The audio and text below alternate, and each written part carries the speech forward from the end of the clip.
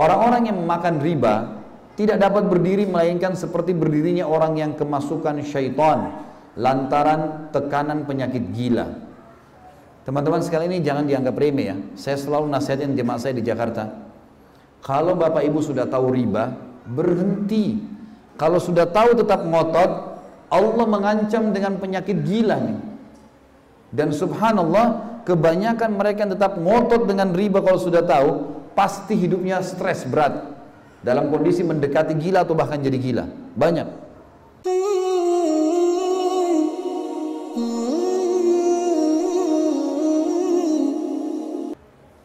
Selanjutnya teman-teman sekalian, kita masuk ke syarat diterimanya taubat. Syarat diterimanya taubat tadi sudah saya sebutkan. Kalau taubat dari dosa besar, meninggalkan dosa itu seketika, berhenti total, sesali, janji sama Allah tidak ulangi, dan sibukkan sisa umur dengan amal soleh.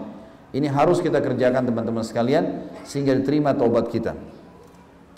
Kalau orang bertaubat, ada banyak manfaat yang dia dapat. Yang pertama, dia dijamin masuk surga kalau mati. Allah berfirman dalam surah Maryam, surah nomor 19 ayat 60, tentang orang yang taubat kalau mati dijamin masuk surga. Surga ini tempat abadi teman-teman sekalian. Kata Nabi SAW, surga itu tempat yang abadi. Tidak ada lagi capek, nggak ada gangguan orang, tidak ada letih, tidak ada beringus, tidak ada buang air besar, tidak ada buang air kecil. Semua makanan dan minuman yang dimakan oleh ahli surga yang tidak dibutuhkan oleh tubuhnya akan keluar dalam bentuk keringat yang lebih wangi dari bau kasturi. Semua laki-laki seperti ayahnya Adam 60 siku ke langit, semua perempuan seperti ibunya Hawa 40 siku ke langit. Umur mereka 33 tahun, tidak bertambah sehari, tidak berkurang sehari. Kalau ada kakek kita meninggal umur 100 tahun, nenek kita 90 tahun, ketemu 33 tahun. Kalau ada cucu kita atau anak kita meninggal umur 2 bulan, ketemu 33 tahun. Tidak bertambah saja, tidak berkurang. Tempat abadi. Target kita memang surga, karena Allah ciptakan Adam alaihissalam, kakek ayah kita, untuk ke surga. Kita turun sebentar, lalu kita kembali ke sana. Allah berfirman dalam surah Maryam ayat 60 tadi, a'udzubillahi minasyaitonirrajim, illa man taba wa amana wa amila salihan fa ulaika yadkhulunal jannata wa la yudhlamuna syai'a. Orang-orang yang taubat lalu beriman sama Allah dan beramal saleh, sibuk setelah itu dengan amal saleh. Tadinya nggak pernah sholat, sekarang sholat, gitu kan? Beramal saleh. Maka mereka itu akan masuk surga dan tidak dianiaya sedikit pun. Jelas jaminan akan masuk ke dalam surga. Kemudian teman-teman sekalian, dalam surah At-Tahrim, surah nomor 66 ayat 8, Allah juga berfirman, a'udzubillahi minasyaitonirrajim, ya ayyuhalladzina amanu tubu ilallahi taubatan nasuha asa rabbukum an yukaffira ankum sayiatikum wa yudkhilakum jannatin tajri min tahtiha al-anharu yawma la yukhzillahu an-nabiyya walladzina amanu ma'ah nuruhum yas'a baina aydihim wa bi aymanihim yaquluna rabbana atmim alaina nurana waghfir lana innaka ala kulli syai'in qadir. Hai orang-orang yang beriman, bertaubatlah kalian segera dengan taubat nasuha kepada Allah, taubat semurni-murninya. Maka mudah-mudahan Tuhan kalian akan menutupi dan memaafkan kesalahan-kesalahan kalian dan memasukkan kalian ke dalam surga yang mengalir di bawahnya sungai-sungai. Pada hari ketika Allah tidak akan menghinakan Nabi dan orang-orang beriman yang bersama dengan dia. Sedangkan cahaya mereka pada hari kiamat memancar di hadapan mereka, di sisi kanan mereka, sambil mereka mengatakan, ya Rabb kami, sempurnakanlah bagi kami cahaya kami dan ampunilah kami, sesungguhnya Engkau zat yang maha kuasa atas segala sesuatu. Jadi jaminan surga maksudnya. Yang kedua, orang taubat teman-teman, dosa-dosanya diganti menjadi pahala. Kalau kita pernah berbuat dosa, kemudian kita taubat nasuha, dosa-dosa yang pernah kita lakukan dari zina, dari khamar, dari apa saja, diganti menjadi pahala oleh Allah, asal taubat nasuha. Allah berfirman dalam surah Al-Furqan tentang masalah itu, surah nomor 25 ayat 70, a'udzubillahi minasyaitonirrajim, illa man taba wa amana wa amila amalan salihah fa ulaika yubaddilullahu sayyi'atihim hasanat wa kana Allahu ghafurur rahima. Kecuali orang-orang yang taubat, beriman dan mengerjakan amal saleh, maka kejahatan mereka diganti oleh Allah menjadi kebajikan, dan Allah Maha Pengampun lagi Maha Penyayang. Surah Asy-Syura, surah nomor 42 ayat 25. Lihat bertubi-tubi Allah ingatkan kepada kita. Diganti dosa kita menjadi pahala, menjadi tambahan aset di timbangan amal kita. Asy-Syura surah nomor 42 ayat 25 berbunyi, A'udzubillahi minasyaitonir wa huwal ladzi yaqbalu taubata an ibadihi wa ya'fu 'anis sayyiati wa ya'lamu ma taf'alun. Dan dialah yang menerima taubat hamba-hambanya dan memaafkan kesalahan-kesalahan dan mengetahui apa yang kalian lakukan. Yang ketiga teman-teman, dijanjikan bagi orang yang taubat keberuntungan dan kebahagiaan di dunia. Surah An-Nur, surah nomor 24 ayat 31 berbicara masalah itu. A'udzubillahi minasyaitonirrajim. Wa qul lil mu'minati yaghdudna min absarihinna wa yahfadna furujahunna wa la yubdina zinatahunna illa ma dhahara minha wal yadribna bi khumurihinna ala juyubihin wa la yubdina zinatahunna illa ma dhahara illa li bu'ulatihinna aw abaihinna aw abai bu'ulatihinna أو أبنائهن أو أبناء بؤولتهن أو إخوانهن أو بني إخوانهن أو بني أخواتهن أو نسائهن أو ما ملكت أيمانهن أو التابعين غير أولي الإربة من الرجال أو الطفل الذين لم يظهروا على عورات النساء ولا يضربن بأرجلهن ليعلم ما يخفين من زينتهن وتوبوا إلى الله جميعا أيها المؤمنون لعلكم تفلحون. Katakanlah kepada wanita-wanita yang sudah beriman, setelah mereka tahu mana halal haramnya Allah, hendaklah mereka menahan pandangan dan kemaluan mereka dari yang haram, dan janganlah mereka menampakkan perhiasan mereka kecuali yang biasa nampak darinya saja, dan hendaklah mereka menutupkan kain kudung ke dadanya. Jadi wajah sama telapak tangan yang maksimal bisa terlihat secara umum. Dan hendaklah mereka meletakkan kain yang jatuh sampai menutupi dada-dada mereka. Dan janganlah mereka menampakkan perhiasan mereka kecuali kepada suami mereka atau ayah mereka atau ayah suami mereka, maksudnya yang bertua, atau putra-putra mereka atau putra-putra suami mereka. Pada perempuan nikah sama duda, punya anak, maka itu jadi mahramnya. Atau saudara-saudara laki-laki mereka, saudara mereka, atau putra-putra saudara laki-laki mereka, maksudnya keponakan, atau putra-putra saudara perempuan mereka, ponakan dari saudara laki-laki atau saudara perempuan, atau wanita-wanita Islam sesama dengan wanita boleh memperlihatkan, atau budak-budak yang mereka miliki, atau pelayan-pelayan laki-laki yang tidak mempunyai keinginan terhadap wanita. Jadi misalnya ada seseorang yang sudah sangat tua, laki-laki 80-90 tahun, kerja kebun, bersihin kebun, dia sudah tidak ada keinginan untuk menikah. Maka untuk laki-laki seperti ini dianggap oleh Allah tidak mengapa terlihat sebagian. Yang boleh dilihat oleh mahram itu kan leher ke atas, siku ke bawah, lutut ke bawah. Tapi bagi laki-laki yang sudah sangat tua di sini, atau anak-anak yang belum mengerti tentang aurat wanita, di bawah 3 tahun, 5 tahun, 10, sebelum balik ya, tapi biasanya di bawah 7 tahun kata ulama. Dan janganlah mereka memukulkan kaki mereka agar diketahui perhiasan yang mereka sembunyikan. Maksudnya zaman dulu perempuan-perempuan itu suka taruh gelang di kakinya. Jadi kalau mereka jalan berbunyi gelang itu, maka laki-laki jadi pandang gitu. Dikatakan, dan bertaubatlah kalian semua kepada Allah agar kalian menjadi orang-orang yang beruntung.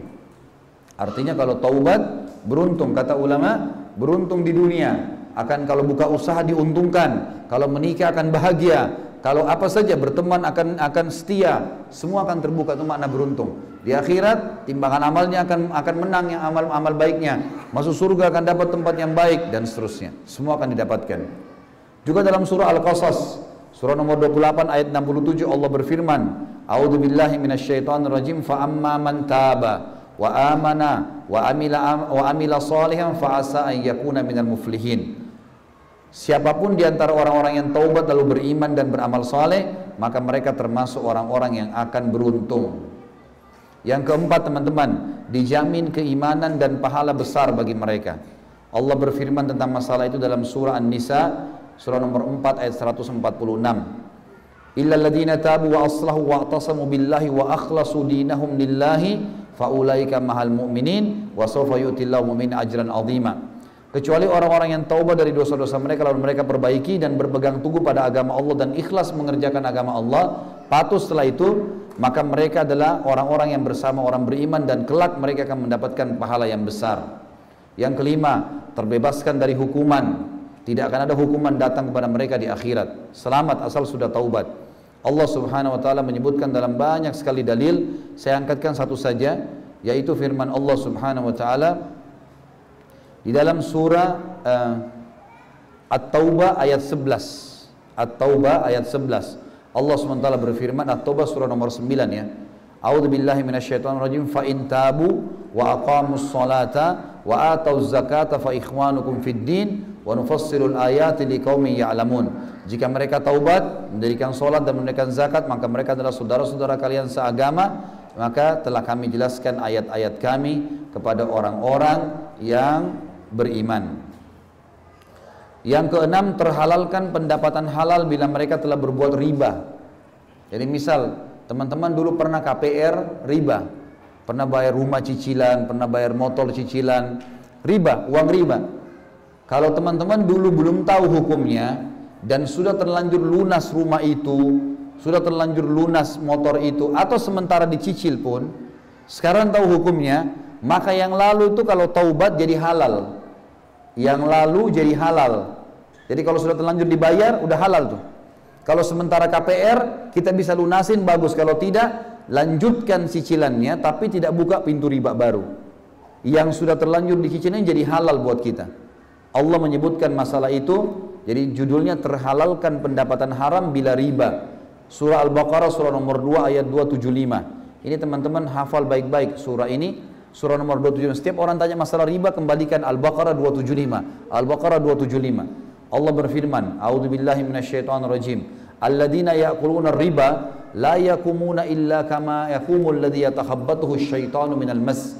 Dzalika bi annahum qalu innamal bai'u mithlu riba wa ahallallahu al-bai'a wa harrama riba faman ja'ahu mau'izatun min rabbih fantaha falahu ma salafa wa amru ila Allah wa man 'ada fa ulaika ashabun nari hum fiha khalidun. Orang-orang yang memakan riba tidak dapat berdiri melainkan seperti berdirinya orang yang kemasukan syaitan lantaran tekanan penyakit gila.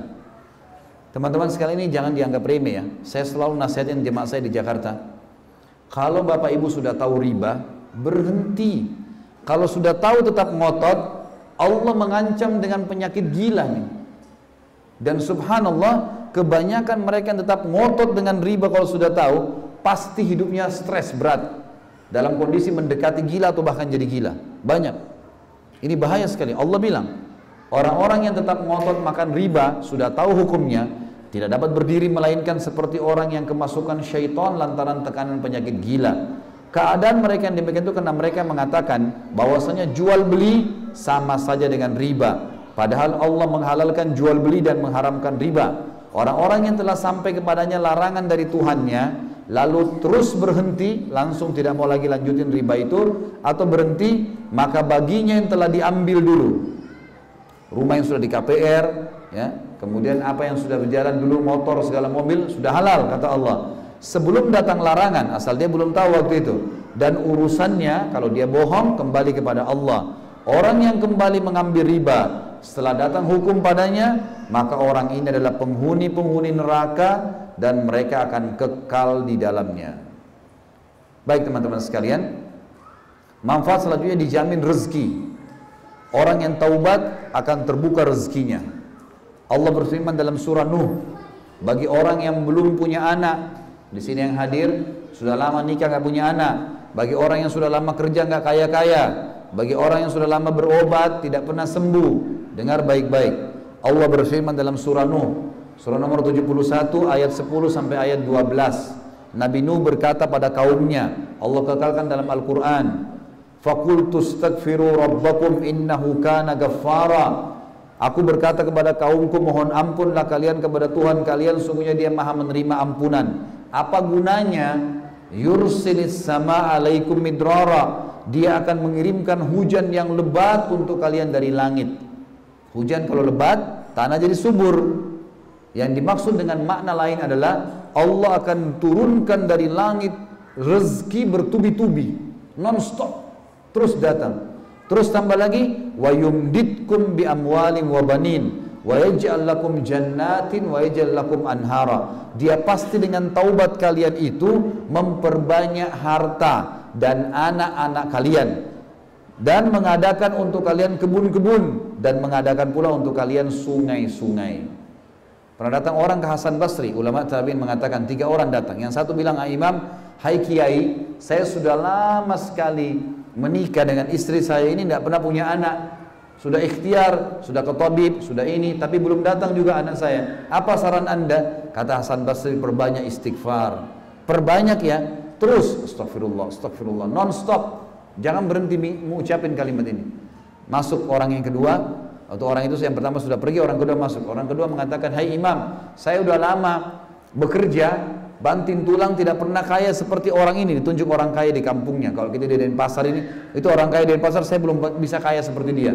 Saya sudah ikhtiar, sudah coba usahain ini tapi tidak bisa. Apa saran Anda? Kata Hasan Basri, perbanyak istighfar. Lalu kemudian masuk orang ketiga, mengatakan, hai Imam, saya sudah lama sakit, di perut saya ada penyakit, setiap saya kesakitan, melingkar-lingkar kesakitan, sudah berobat sana sini nggak pernah sembuh. Apa saran Anda? Kata Hasan Basri, perbanyak istighfar. Pulanglah 3 orang itu. Istri Hasan Basri tanya, hai suamiku.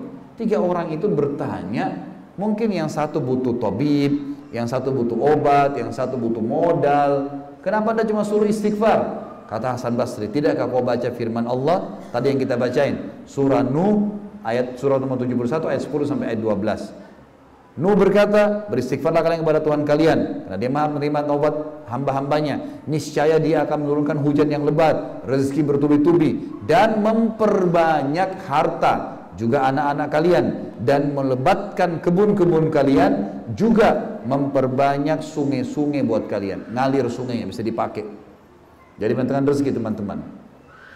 Orang yang taubat yang terakhir, yang ke-8 yang dapat adalah jaminan Allah berikan kekuatan. Yang makna lain adalah tidak akan pernah sakit.